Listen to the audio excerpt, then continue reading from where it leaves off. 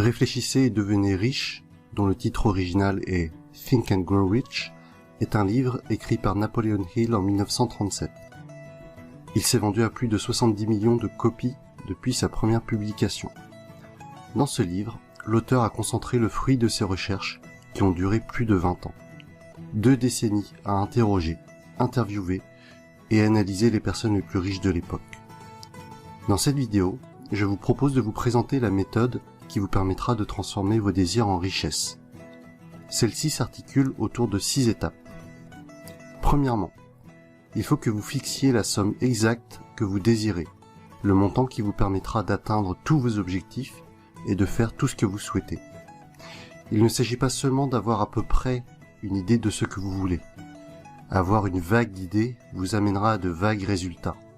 Définissez quelque chose de précis et de quantifiable.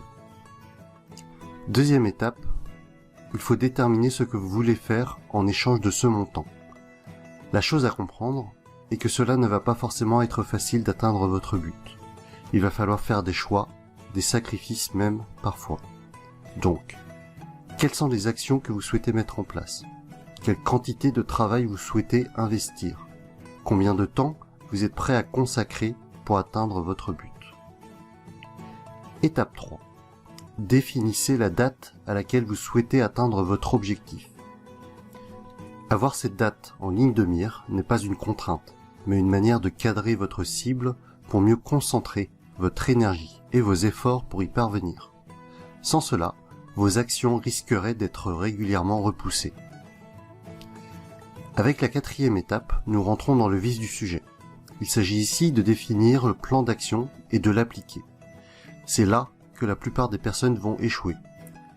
Mettre en œuvre un plan d'action et ne jamais commencer, c'est ce que beaucoup de personnes feront, peut-être 9 sur 10. Mais soyez cette 10e personne qui va démarrer les choses dès que possible. N'attendez pas d'avoir un produit parfait avant de le lancer. Ne vous posez pas trop de questions et avancez. Étape 5. Décrivez clairement tout ce que vous venez de définir dans les 4 premières étapes en une phrase concise et précise. Une phrase qui vous suivra partout, que vous lirez plusieurs fois par jour. Combien vous souhaitez acquérir, en échange de quoi, à quelle date, et avec quel plan d'action. Bruce Lee, le célèbre acteur, maître en arts martiaux, est considéré comme ayant été invincible au combat à main nue, a lui-même suivi les principes de Napoleon Hill. Voici la lettre qu'il s'était écrite en 1969. Moi, Bruce Lee, je serai la star asiatique la mieux payée aux États-Unis. En retour, j'offrirai les spectacles les plus excitants et je livrerai les meilleures performances possibles en tant qu'acteur. Dès 1970, je serai mondialement célèbre.